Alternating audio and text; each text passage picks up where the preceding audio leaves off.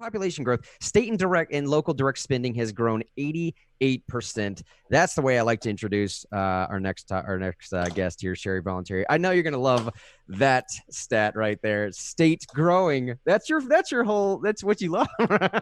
Yeah. Shery Voluntary, introduce yourself to our audience. How you doing? Good. Can you hear me? Oh, yeah. We can. Oh. You sound great. Yay. Okay, great.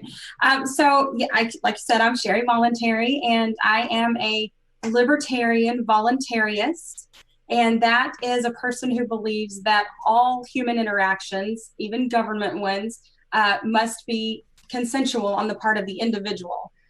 So that is who I am, and I work in political activism, shall we say. Now, well, and let's say too, Mr. Inch used to join us on the air all the time when we were on the radio here in Knoxville. Great friend, a great activist, and thank you so much for joining us tonight and adding your special voluntary flavor to this important conversation. Thanks for having me. I love you guys. You're great. So I appreciate you thinking of me and having me on. Well, look, back in the day, if we were big time on talk radio, we're kind of small potatoes to compare to what you're doing now on the social media side. That's totally for real. It really is like completely. Check the numbers, Shery. I'm telling you. Tell people where they can find your streams, some of your stuff they can find on YouTube, any of that stuff. Well, I am on Facebook at the Shery Voluntary Show and at Shery Voluntary. You can also catch me on a new network, Funny Bro, going into more of a entertainment direction. And I'm on Twitter and Instagram as well. Just type in Shery Voluntary. I'm the only one. You'll find me. And I'm also speaking at Freedom Fest in Las Vegas, July 13th through the 16th, if it doesn't get canceled. So. All right. So how did you come to know Americans for Prosperity? Well, my producer, who at the time I didn't have a show, so he was just a friend, Daniel Blanchett, who you guys know. I guess he knew about you guys already, and you were hosting a class at your Knoxville location, and he asked me if I wanted to go, and that was my first interaction. Now, from your description of voluntarism, of whatever you just described, the answer to this next question may be implicit in that, but I'm going to ask it anyways. So why should the federal government not bail out states then? Well, the government is really good at a couple things. One is creating problems. And the other thing it's really good at is solving, in harsh quotes, those problems that they've created. And I think, that we could just skip the middleman and have less government solutions to interfere with our lives. So, with this whole COVID thing, the government didn't necessarily create the virus. I'm not going to go that far, but they certainly have taken advantage of it, and they have created more problems and compounded the problems that it caused. So, this wasn't, the whole economic problem wasn't a matter of a virus. It was a matter of, we already had decades and decades of irresponsible fiscal policy. So we were living in a bubble, just like the 2007, 2008 one, and the virus was just the catalyst to crash that bubble. And now the government wants to come in and drop a bunch of money on it, more money, mind you, and say they've solved the problems, when really they've created these economic issues over decades. Now, I know one of these topics in particular, of topics being reasons as to why we wouldn't want the federal government bailing out the states. If you did just join us, sign the pledge at the top of the description right there. Share this stream with everyone. Talking tonight clearly about the reasons why the federal government should not bail out the states. One of the reasons why they should not, that I mentioned briefly a second ago, and I wanted to save till I specifically got to you, crony capitalism, corporate welfare, whatever you want to call it. I know it's an issue that's near and dear to your heart. I think we've already seen over at least just the previous bailout, some of those issues creeping in. Could you speak a little bit as to why you dislike that so much, or how the potential for some of that to happen going forward? Well, because politicians sell favors when they have favors to sell. So if they don't have favors to sell and corporate interests, then who are they supposedly representing?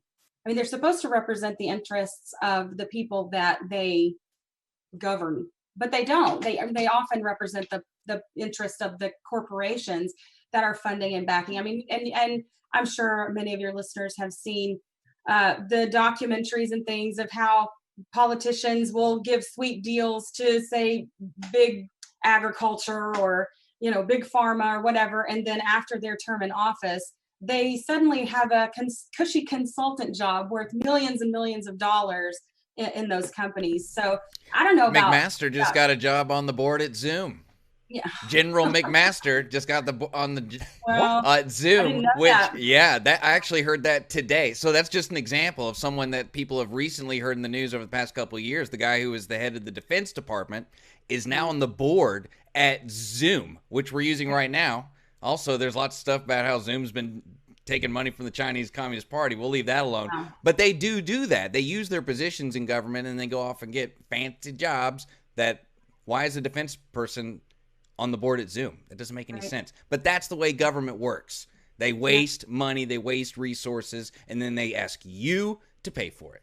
Right. We always fit the bill. And this is where the responsibility on our part comes in, that, as citizens, if you will, even though I'm not in the voting political realm, that we have to expect more from these people. If you're going to have them, then you have to hold them accountable. And it can't be that because the guy with the right little letter is in, and so now you're not going to speak up and not say the correct, any types of criticisms like supporting our president when he's doing the wrong thing. It doesn't matter if he's got the little R or the little D or whatever by his name. We have to be principled individuals and hold politicians accountable for what they do. And if you're not going to do that, then you might as well kiss freedom goodbye, because there's nothing free about that. There's nothing that will maintain your freedom about that. So that's where people come in, and they have to care more about freedom than they do about their political parties, be partisans. You either want risky freedom or you want cushy tyranny, and that's the way you get cushy tyranny. By the way, let's see. Michael said in Facebook a second ago, it's because our military power and the fact that the world uses the dollar as the international currency. Talking about spending problems a second ago.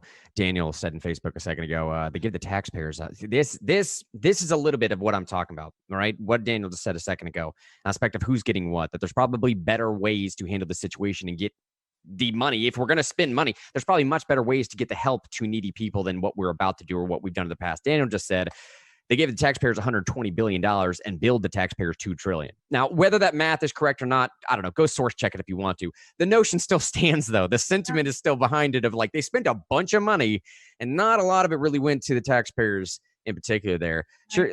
Let me ask you, in the circles that you interact in, are they talking about this issue much? And I asked that specifically in comparison to John a second ago, because y'all are always talking about kinds of issues like this. I just don't know if it's as specific about federal government bailing out state governments, Yes, people talk about it, but we're pretty used to that. We pay attention, and I don't have an allegiance to a political party, so I don't not speak up when it's Trump or when it's Obama or when it's whoever, because I believe that I represent myself and that I, as an individual, hold rights, and that no government or anyone else should be able to supersede those rights that I haven't given consent to.